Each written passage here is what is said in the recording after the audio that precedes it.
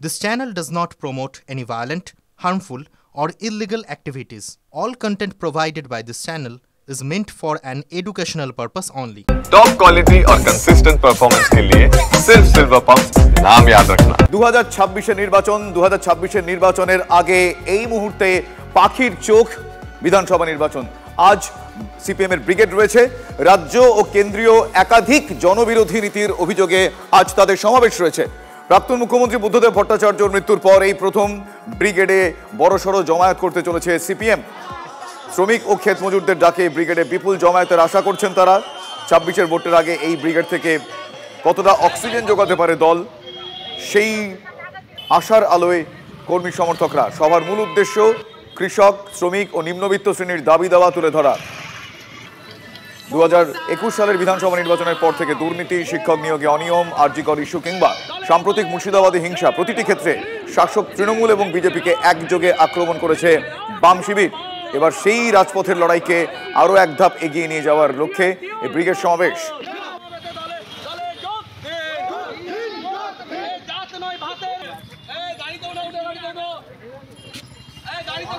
এই মুহূর্তে আপনারা ব্রিগেডের আজকের এখনো পর্যন্ত টুকরো টুকরো ছবি দেখছেন।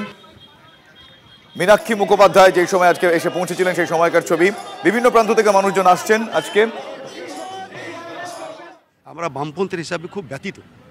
আপনার বাড়ি কোথায়? আমার বাড়ি 70 রেজনগর বিধানসভার 184 নম্বর বুথ, যেটা হুমায়ুন কবির প্রাক্তন মন্ত্রী, বর্তমানে ভরতপুরের বিধায়ক, আমার বাল্যবন্ধু। একসঙ্গেই আমরা পড়াশোনা করেছি, একসঙ্গে থাকি। রাজনীতি পলিটিক্যালি বিরোধ আমাদের আছে, ওটা থাকবে। তিনি বর্তমানে তৃণমূল করেন, আমরা বামপন্থী করি, সিপিআইএম করি। কথা হয় এখন হুমায়ুন কবির? অবশ্যই কথা হয়। বলেন না যে এগুলো বলবেন না? এটা বলি, ওটা বলার পরে উনি বলে, আমি ইউজুয়ালি বলেছি, এটা আমি ঠিক বুঝতে পারছি না কি বললাম আর কি। এটা ওর অভ্যাস। এটাও আবার একটা গুণও ওর আছে। ওর পাশে যদি কেউ থাকে তাহলে সে সিপিএম করে না, তৃণমূল করে না, বিজেপি করে, সেটাকে দেখবে না। এটা টোটালি হাতে কেউ প্রস্তাব করে দিলে সেটা তুলে দেবে। আবার সুযোগ পেলে হয়তো তাকে তার লোকজন আক্রমণ করে ফেলবে। এটা ইমোশনালি ও আর কীভাবে মানুষকে তবে তৈরি করে, এটা খুব বলার বিষয় আর কি, এটা ভাবার বিষয় আর কি। আমার নাম তাজারুল হক। এই যে মুর্শিদাবাদের এই পরিস্থিতি, খারাপ লাগছে না? অবশ্যই খারাপ লাগছে। আমরা সাংঘাতিক জায়গায়। আমার নাম সনাতন হালদার। আমি এই যে তাজারুল হক, আমরা একসঙ্গে রাজনীতি করি। একবারে হুমায়ুন কবিরের সঙ্গে সামনাসামনি টক্কর দিয়েছি আমরা অনেক জায়গায়। নির্বাচনের এর আগে আমাদের মাস্টারমশাইকে খুন করার ওর বদনাম এসেছিল, সেখানে আমাদের সঙ্গে লড়াই হয়েছে। বিভিন্ন আন্দোলনে আমাদের সঙ্গে সামনাসামনি হুমায়ুন কবিরের লড়াই হয়। হুমায়ুন কবির তো বিজেপিও করে ফেলেছে, কংগ্রেসও করে ফেলেছে, তৃণমূলও করে ফেলেছে। আপনাদের দলে কোনোদিন আসবে নাকি? না, আমরা আমাদের দলে আসলেও নেব না, কারণ ওখানে সিপিএম করা অত সহজ নয়, বামপন্থী করা খুব কঠিন কাজ। সেখানে বুথ স্তরে সে আসতেও পারবে না, আর আমরা নেবও না। তার মতো লোক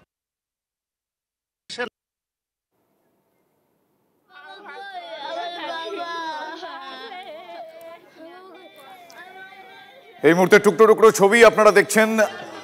8টা আলাদা আলাদা ভিজুয়ালস, আজকের এই লাল ব্রিগেডের আলাদা আলাদা ভিজুয়ালস আপনাদের সামনে দেখাচ্ছি। প্রত্যেকটা ছবিরই নাম এক হতে পারে। লাল brigade parade ground, Howrah, Sealdah, Purulia, বিভিন্ন জায়গার ছবি আপনাদের সামনে আমরা তুলে ধরছি। এই মুহূর্তে ব্রিগেড প্যারেড গ্রাউন্ডে আমার সহকর্মী প্রদীপ্ত রয়েছেন। প্রদীপ্ত, এখনো পর্যন্ত ঠিক কি টুকরো ছবি নজরে আসছে, কি বলছেন কর্মী সমর্থকরা যারা এসেছেন, কতটা আশার আলোর অপেক্ষায় তারা আজকের এই ব্রিগেড থেকে?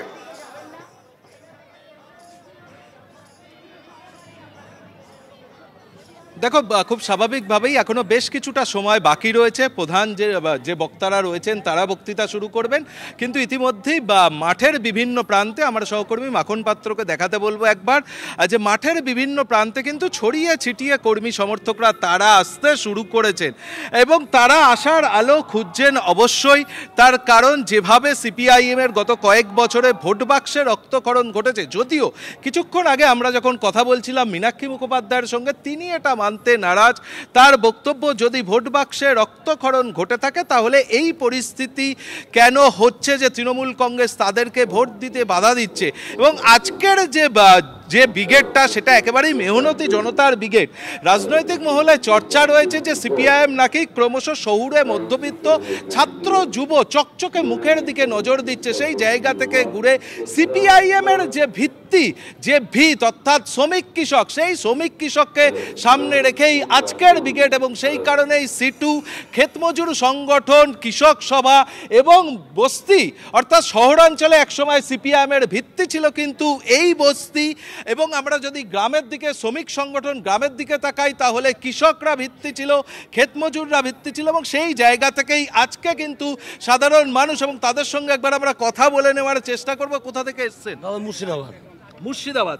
এখন তো গোটা দেশ মুর্শিদাবাদের খবর নিয়ে ব্যস্ত। এটা ভুয়ো খবর ছড়াচ্ছে, মানে হিন্দু মুসলিম গন্ডগোল হচ্ছে না? না, এটা কিছু কিছু সাংবাদিকেরা আছে, মিডিয়া।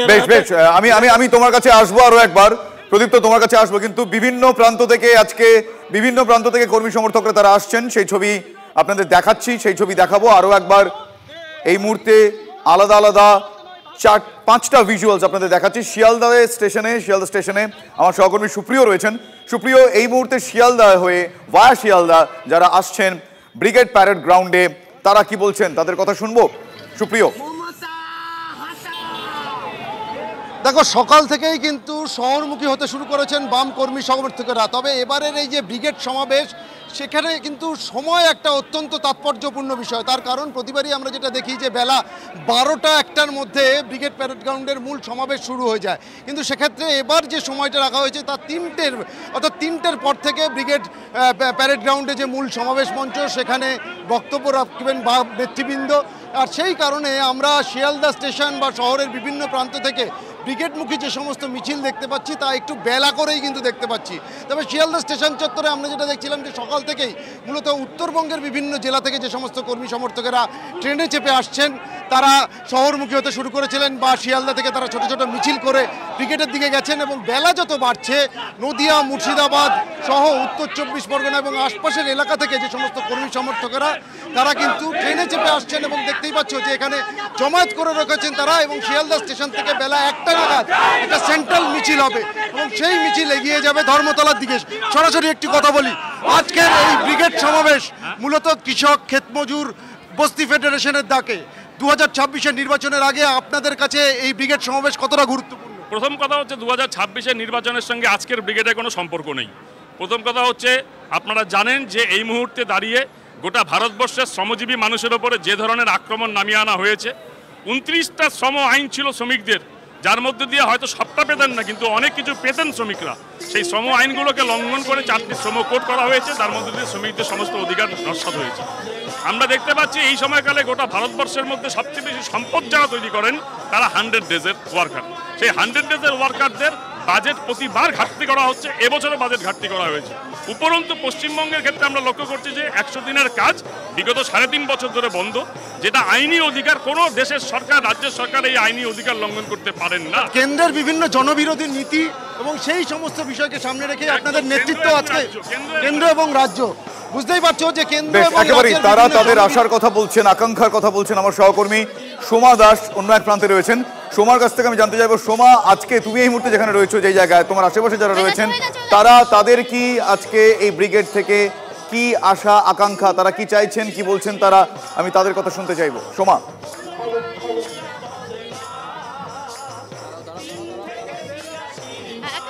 ব্রিগেডে কিন্তু মানুষজন আসতে শুরু করেছেন, অর্থাৎ আজ বিভিন্ন প্রান্ত থেকে যারা রয়েছেন বামফ্রন্টের কর্মী শুরু করেছেন, সেই ছবি আমি দেখাচ্ছি।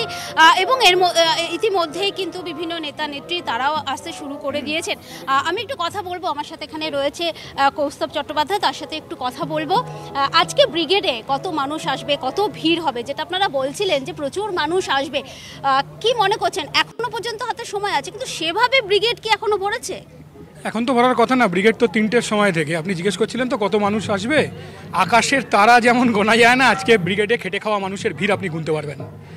এই ব্রিগেড কোনো নির্বাচনী জনসভা নয়, এই ব্রিগেড আসলে খেটে খাওয়া মানুষের ব্রিগেড। পেট্রোলের দাম, ডিজেলের দাম, রান্নার গ্যাসের দাম, কেরোসিন তেলের দাম, দুধের দাম, বিদ্যুতের দাম আকাশ ছোঁয়া। মুখ্যমন্ত্রীর মাইনে 2.5 লক্ষ টাকা, আর বুদ্ধদেব ভট্টাচার্য যখন মুখ্যমন্ত্রী ছিলেন তখন মাইনে ছিল 8,000 টাকা।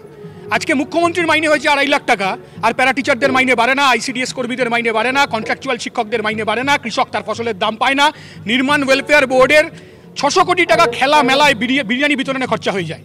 নির্মাণ কর্মীরা আমাদের রাজ্যে করণিক পাচ্ছেন না, বেলচা পাচ্ছেন না, সাইকেল পাচ্ছেন না, এমনকি তার মেয়ের বিয়ের টাকাও পাচ্ছেন না।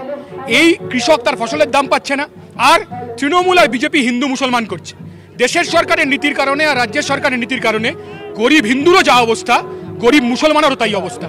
তাই আজকের ব্রিগেড গোটা বাংলায় এই বিভাজনের রাজনীতিকে তছনছ করে দেবে। বেশ, আজকের ব্রিগেড থেকে কোন বার্তা তারা দেবেন সিপিআইএম এর নেতাকর্মীরা, তার একটা রূপরেখা কৌস্তবের কাছ থেকে আমরা পেলাম। তিনি আমার সহকর্মী সোমাকে বলছিলেন আজ আবারও লাল ব্রিগেড, দূর দূরান্ত থেকে কলকাতামুখী কর্মী সমর্থকরা, তাদের সেই ছবি আপনাদের আলাদা আলাদা করে দেখাচ্ছে। এই মুহূর্তে 8টা আলাদা আলাদা ভিজুয়ালস আপনারা দেখছেন। লাল ব্রিগেডের আজকে আলাদা আলাদা 8টা ভিজুয়ালস, বিভিন্ন প্রান্তে বিভিন্ন রকম ছবি। ব্রিগেডের ছবি দেখাচ্ছি হাওড়া, শিয়ালদা, পুরুলিয়া, নদিয়া, জলপাইগুড়ি, বাঁকুড়া, আসানসোল।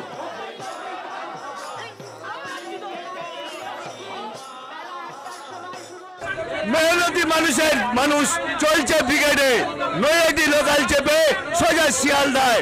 কেউ বা চাকরি প্রার্থী, কেউ বা এদের মধ্যে রয়েছে চাকরি যোগ্য। সবাই দাবি যে পশ্চিমবঙ্গে অবিলম্বে সাম্প্রদায়িক সম্প্রীতি ফিরিয়ে আনতে হবে, সাম্প্রদায়িকতা বজায় থাকে, যোগ্য অযোগ্য যেন ঠিকঠাক মতো নির্বাচিত হয়। আমাদের রাজ্য জুড়ে যে দুর্নীতি চলছে সেটা সব ক্ষেত্রে, শিক্ষা থেকে শুরু করে স্বাস্থ্য থেকে শুরু করে নিয়োগ, সব ক্ষেত্রে যে দুর্নীতি চলছে তার প্রতিবাদে।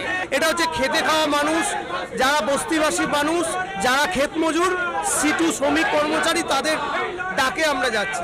আমরা যাচ্ছি আমার নিজের চাকরির দাবিতে। কারণ আপনারা দেখছেন যেভাবে দুর্নীতিকে হাতিয়ার করে 26,000 শিক্ষকের চাকরি আজকে টালমাটাল অবস্থা। যোগ্যদের চাকরি দিতে হবে এবং এই সমস্ত দাবি নিয়ে শ্রমিক, কৃষক সবাই নৈহাটি লোকাল করে চলছেন ব্রিগেড। নৈহাটি লোকাল থেকে বিশ্বজিতের সামনে অনন্ত চট্টোপাধ্যায়, TV9 বাংলা। গত বছরও বাম ব্রিগেডে অন্যতম বক্তা ছিলেন মীনাক্ষী মুখোপাধ্যায়, কিন্তু এবার বক্তাদের তালিকায় তার নাম নেই। কিন্তু তিনি আমাদের কি বলেছেন শোনাবো আপনাদের। সব ব্রিগেড মেহনতি জনতার ব্রিগেড। আজকের মঞ্চে আলাদা করে মেহনতি জনতা এই শব্দটা ব্যবহার করা, একটু স্মৃতি রোমন্থন করলেই বোঝা যাবে। মঞ্চ থেকে, মঞ্চের মাইক থেকে এবং মঞ্চের ব্যানার থেকে মেহনতি মানুষেরই ব্রিগেড হয়। বারংবার একটা কথা হয় যে সিপিআইএম এর ব্রিগেড মানে কাতারে কাতারে মানুষ আসবে, উপচে পড়া ভিড় হবে, ভোট বাক্সে সেটার প্রতিফলন দেখা যায় না। এবার কি সেটার সম্ভাবনা আছে? তাহলে পঞ্চায়েতে ভোট লুটের জন্য বিডিওকে আর পুলিশকে পাঠাতে হয় কেন, যদি আমাদের ভোট বাক্সে কোনো প্রতিফলনই নাই? তো কর্পোরেশনে মরা মানুষগুলো ভোট দিতে আসে কেন, যদি ভোট বাক্সে প্রতিফলনের কোনো আশা যদি না থাকে? সমবায়ের ভোটগুলো লুট কেন হচ্ছে? কলেজের ভোট বন্ধ কেন আছে? পার্টি এবং আমাদের সংগঠন প্রতিনিয়ত তারই কাজ করে যাচ্ছে বলেই তো বিধানসভাতে বললেন নেই, কিন্তু দেখে নিন বিধানসভার বাইরে মার খেয়ে, জেল গিয়ে, কেস খেয়ে, ক্ষতিপূরণ দিয়েও ব্রিগেডের মাঠে এসেছে।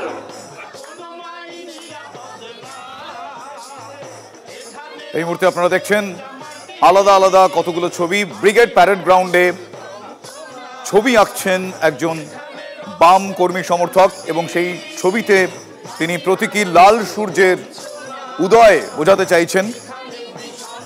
বিভিন্ন প্রান্ত থেকে মানুষজন আসছেন, নৌকায় চড়ে ব্রিগেডে আসছেন, বাসে চড়ে ব্রিগেডে আসছেন, পায়ে পায়ে ব্রিগেডের পথে, ট্রেনে চড়ে ব্রিগেডে আসছেন তারা।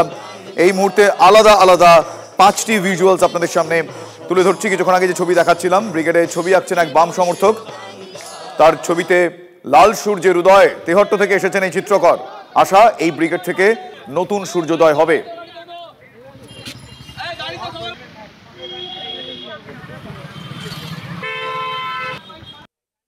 আবারও সিপিআইএম এর ব্রিগেড, সেই ব্রিগেডে এসে দেখা মিলল এক চিত্রকরের, যিনি ছবি আঁকছেন, ক্রমাগত ছবি এঁকে চলেছেন। ব্রিগেডের বক্তব্য শুরু হতে এখনো ঢের বাকি। তার আগেই পার্টির সদস্য এই চিত্রকর ক্রমাগত তুলির পরশ দিয়ে চলেছেন তার ক্যানভাসে এবং তিনি প্রত্যেকটা ছবিতে আঁকছেন লাল সূর্য। তার বক্তব্য নতুন সূর্য উঠুক এবং এই ব্রিগেড থেকে অন্তত সিপিআইএম বামেরা তাদের যে ভোট আসনে যে খরা চলছে সেই খরা কাটিয়ে উঠুক এই নতুন সূর্যের মাধ্যমে, এবং তার জন্যই প্রত্যেকটি ছবিতে লাল সূর্যকে আঁকছেন তিনি। আমি একটু কথা বলবো সেই চিত্রশিল্পীর সঙ্গে। দাদা, আমি দেখছি প্রত্যেকটা ছবিতে এরকম লাল সূর্য, লাল সূর্যের মানে কি? লাল সূর্যটা হচ্ছে, আমি চাইছি এটা একটা নতুন করে, আমরা 11 বছর যে সূর্যের দেখা পাইনি, বিশুদ্ধ হয়ে গেছে সূর্যটাকে কেউ না কেউ পশ্চিমবাংলার এবং কেন্দ্রে তারা বিশুদ্ধ বানিয়ে ফেলেছে। সূর্য কারো নয়, কারো ব্যক্তিগত নয়, সব মানুষের জন্যে, সাধারণ মানুষের, মেহনতি মানুষের, খেটে খাওয়া মানুষের সেই সূর্যটা যাতে এই ব্রিগেড থেকেই আবার নতুন করে উদীয়মান হয়, সেইটাই আমি বার্তা দিতে চাইছি। নতুন সূর্য একে যাতে এই ব্রিগেড থেকে সেটা আবার সামনে আমাদের যে লড়াই আছে সেই লড়াইতে আমরা যেন জিতে আসি।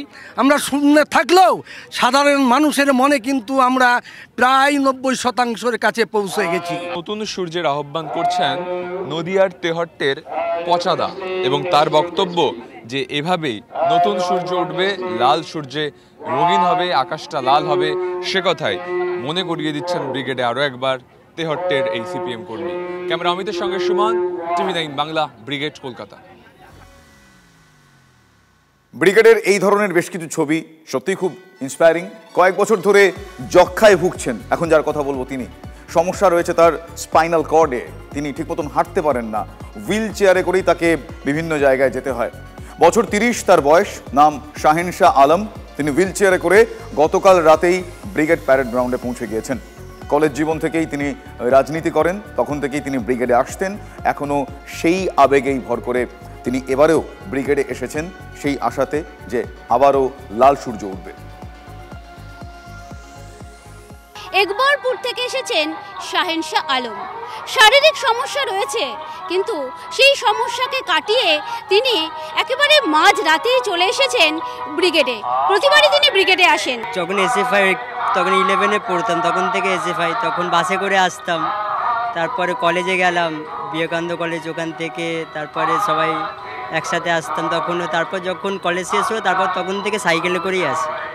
দলকে ভালোবাসি, নীতিকে ভালোবাসি, জিনিসগুলো আলাদা, ঠিক আছে, কিন্তু এই মুহূর্তে পশ্চিমবঙ্গের যে যা অবস্থা সেই হিসাবে বদল একটা চাই, নইলে আমাদের শিক্ষা, স্বাস্থ্য সব কিছু তো দুর্বল হয়ে পড়েছে, প্রশাসন পর্যন্ত দুর্বল হয়ে পড়েছে।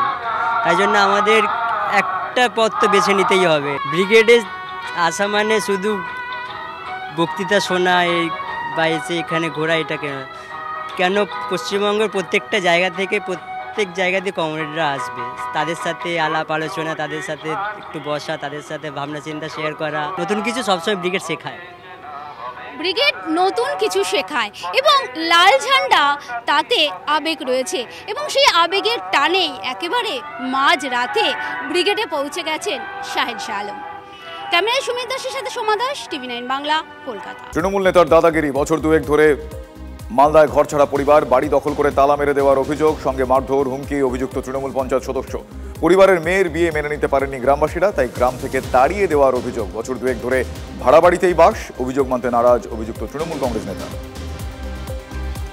বন দপ্তরের পাতা খাঁচায় ধরা পড়ল চিতাবাঘ। আলিপুরদুয়ারের ফালাকাটা ব্লকের দলগাঁও চা বাগানের ঘটনা। বেশ কিছুদিন ধরেই চা বাগানে চিতাবাঘের আনাগোনা লক্ষ্য করছিলেন চা শ্রমিকরা।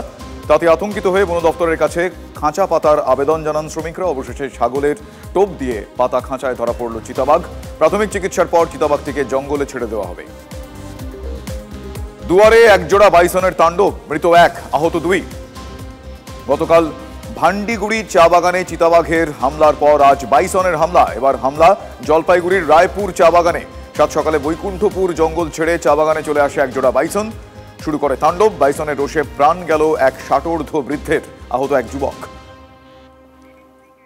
ভাতারে চালকলের সামনে বিক্ষোভে চাষিরা। চালকল থেকে বেরোচ্ছে দূষিত জল। চাষিদের অভিযোগ, দূষিত জলে নষ্ট হয়ে যাচ্ছে জমির উর্বরতা। দূষিত জল বন্ধের দাবি তুলে বিক্ষোভ মাহিনগরের চাষিদের। জমিতে জল থাকার কারণে ফসল কাটতে গিয়েও বিপাকে পড়তে হচ্ছে তাদের। মিল কর্তৃপক্ষের হেলদোল নেই, অভিযোগ কৃষকদের। নিকাশি নালা তৈরিতে সাড়া দেয়নি চাষিরা, পাল্টা দাবি মিলের মালিকদের। প্রত্যন্ত সুন্দরবন এলাকা থেকে ব্রিগেডের পথে রওনা। সমাবেশে যোগ দেওয়ার জন্য নদীপথে রওনা বামকর্মী সমর্থকদের। সুন্দরবন লাগোয়া হিঙ্গলগঞ্জ, সন্দেশখালী থেকে নৌকো করে ব্রিগেডমুখী বামকর্মী সমর্থকরা।